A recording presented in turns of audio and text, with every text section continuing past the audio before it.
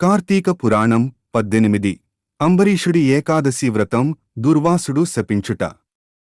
ద్వాదశి ఎంతటి విశిష్టమైనదనేది కార్తీక పురాణంలో కనిపిస్తుంది. అందుకు ఉదాహరణగా అంబరీషుడి కార్తీక ఏకాదశి వ్రతాచారణ చెప్పబడుతోంది. అంబరీషుడు శ్రీ మహావిష్ణువు భక్తుల జాబితాలో ముందువరుసలో కనిపిస్తాడు. అలాంటి అంబరీషుడు క్రమం తప్పకుండా ఏకాదశి వ్రతాన్ని ఆచరించేవాడు. ఎంతో నియమనిష్టలను పాటిస్తూ ఏకాదశి వ్రతాన్ని నిర్వహించేవాడు. అలా ఒకసారి ఆయన కార్తీక మాసంలోని ఏకాదశి వ్రతాన్ని నిర్వహిస్తాడు. ఏకాదశి రోజున ఉపవాసం ఉన్నవారు ద్వాదశి తిథి దాటిపోకముందే పారాయణం చేయాలి. అంటే ఆహారం తీసుకోవాలి. ఇది తప్పనిసరి నియమం. అందువలన ద్వాదశి పారాయణం చేయడానికి అంబరీషుడు సిద్ధమవుతూ ఉండగా దుర్వాస మహర్షి అక్కడికి వస్తాడు. ద్వాదశి పారాయణం ఆయనను కూడా ఆహ్వానిస్తాడు అంబరీషుడు. అయితే తాను నదికి వెళ్లి స్నానం ముగించుకుని వెంటనే వస్తానని చెప్పి దుర్వాసుడు వెళతాడు. అలా వెళ్లిన దుర్వాసుడు ఎంతకీరాడు. దాంతో అంబరీషుడు ఆలోచనలో పడతాడు. ఒక్క ద్వాదశి పారాయణం విషయంలో నియమం తప్పితే అంతకుముందు చేసిన 12 ఏకాదశుల వలన వచ్చిన పుణ్యరాశి కూడా తరిగిపోతుంది. అందువలన ద్వాదశి ఘడియలు దాటిపోతాయేమోనని అంబరీషుడు ఆందోళన చెందుతూ ఉంటాడు. అలాంటి పరిస్థితుల్లో ఏం చేయాలని ఆయన అక్కడి పండితులను అడుగుతాడు. దుర్వాసుడు రాకముందే పారణ చేస్తే ఆయనను అవమానించడమే అవుతుంది. అదో దోషంగా కూడా మారుతుంది. అందువలన వారు తులసి తీర్థం తీసుకోమని సెలవిస్తారు. వ్రతభంగం కాకూడదనే ఉద్దేశంతో పండితులు చెప్పినట్టుగా చేయడానికి అంబరీషుడు నిర్ణయించుకుంటాడు. ఆయన తులసి తీర్థం తీసుకుంటూ ఉండగా దుర్వాసుడు అక్కడికి వస్తాడు.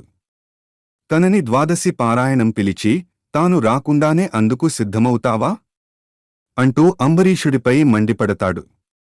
అంతగా ఆకలికి ఆగలేనివాడివి తనని పిలవకూడదని అసహనాన్ని ప్రదర్శిస్తాడు. ఇది ఖచ్చితంగా తనని అవమానించాలనే ఉద్దేశంతో చేసినదే అంటూ ఆగ్రహావేశాలను వ్యక్తం చేస్తాడు.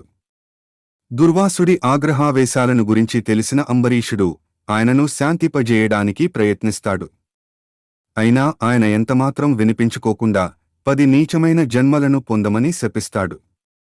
అంతేకాకుండా కృత్య అనే శక్తిని సృష్టించి అంబరీషుడిపైకి పంపిస్తాడు.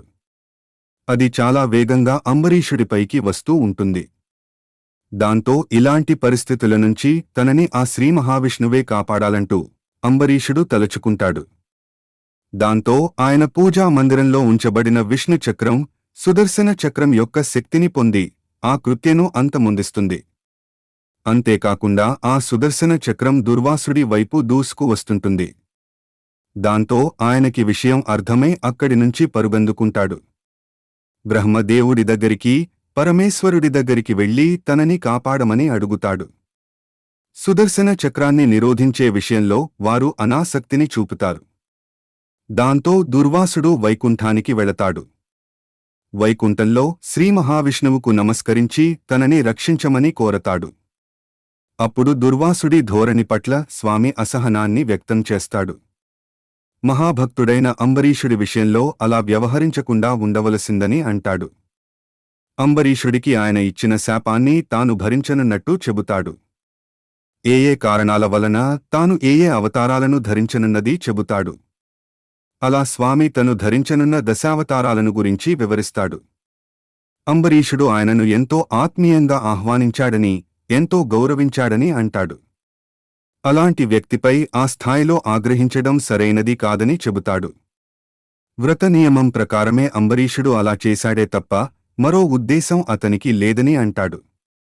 ఒకసారి అంబరీషుడిని శపించిన ఆయన అంతటితో ఊరుకోకుండా మరో శాపాన్ని ఇవ్వడానికి ప్రయత్నించినప్పుడే తాను సుదర్శన చక్రాన్ని నియమించవలసి వచ్చింది అని చెబుతాడు.